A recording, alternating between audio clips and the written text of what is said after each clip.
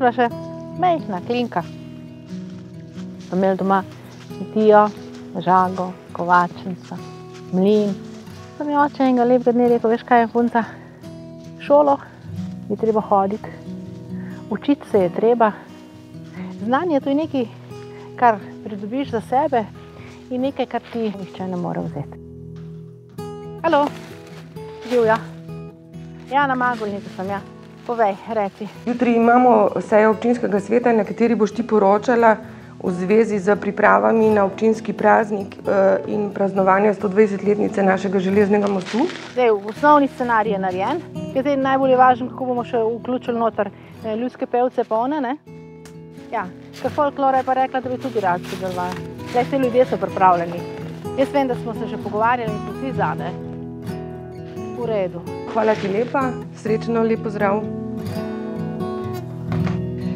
Marija je v naši skupnosti človek, ki povezuje. Povezuje na različne načine, službeno in tudi privat. Tako da Marija je ena izmed tistih, ki zna potegniti, privabiti ljudi, kako se ljudje lahko na čisto osebnem, kulturnem in tudi športnem nivoju začnemo družiti, da ima skupnost nekaj od tega, da imajo ljudje in seveda tudi širša družba.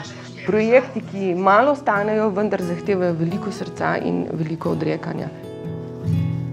Moj Magolnik, posebna zgodba, je namenjena predvsem povezovanju ljudi in učenju. Ljudje radi prihajajo. Ljudje iz doline, ljudje domačini, ljudje starejši, ljudje mlajši. Tvorno sodelujejo pri zastavljanju naših ciljev, ki si jih ponavadi zastavljamo v študijskih krožkih. Dobar dan! Nada, hvala, da smo lahko danes prišli k tebi. Gre pa za to, da imate letos v Svibnem 3 pomembne dogodke. Bi tu proba zapeljati v obliki enega študijskega krožka. Marija je zares naša dobra mentorca. Svoje zamisli lahko z njo delimo, jih zna prav dobro premisliti in dodati tisto piko na i, da postanejo še boljše te ideje. Ko ljudje spodbujamo drug drugega, si priznamo, da je naše znanje in naše izkušnje, naše delo enkratno in pomembno, takrat se pravzaprav zarojevajo nove smele ideje.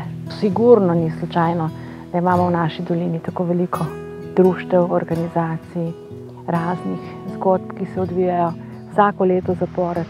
Star železni most še vedno prečka Savo, pa poleg nje tudi nov, pa splavarimo s turističnim produktom.